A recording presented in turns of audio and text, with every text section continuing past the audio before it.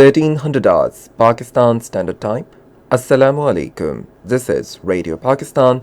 The news read by Ali Ahmed. First, the headlines. Foreign Minister says Islamabad is committed to continue its reconciliatory role as a peaceful and stable Afghanistan is in Pakistan's interest. Pakistan has called for a universal action to fight COVID-19 by avoiding the vaccine nationalism and helping developing nations build capacity against the pandemic. United Nations human rights experts have voiced serious concerns over India's decision to revoke Kashmir's special status, human rights violations and new laws enacted in Indian illegally occupied Jammu and Kashmir. The United States and China have reiterated their commitment to cooperate and work with other countries to tackle the challenge of climate change. And now, the news in detail. Foreign Minister Shah Mahmood Qureshi says a peaceful and stable Afghanistan is in Pakistan's interest.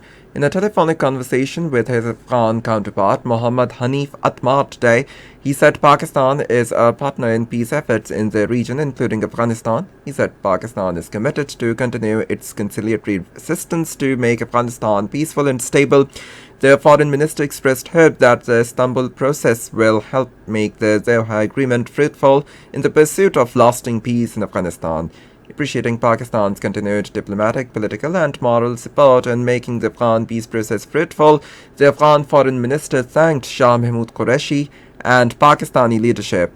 Both the foreign ministers agreed to meet in Istanbul. Shah Mahmood Qureshi also invited Afghan foreign minister to Islamabad after Istanbul process meeting.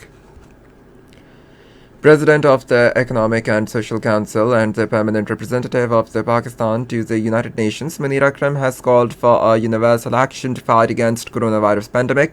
In his closing statement at a Vaccine for All special ministerial meeting by the Economic and Social Council, he stressed to work with the international organizations that are in lead for a collective action. Determining lives are more important than incentives. Munir Akram also called for investment in the production facilities. He said we need to release the stock of excess vaccines that are held by some countries and to end the export and other restrictions displaying vaccine nationalism.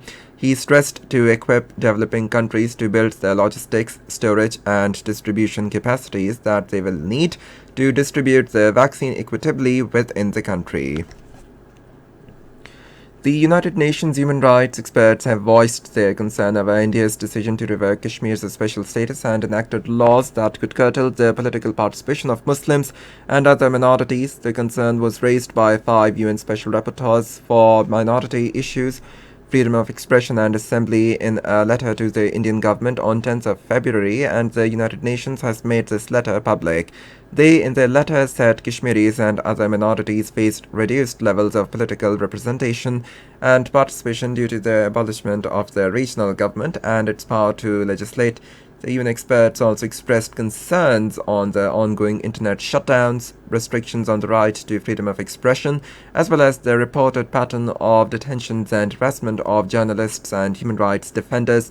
They also voiced concerns about the deteriorating human rights situation in Kashmir and violations of India's minorities' rights, particularly the Kashmiri Muslims.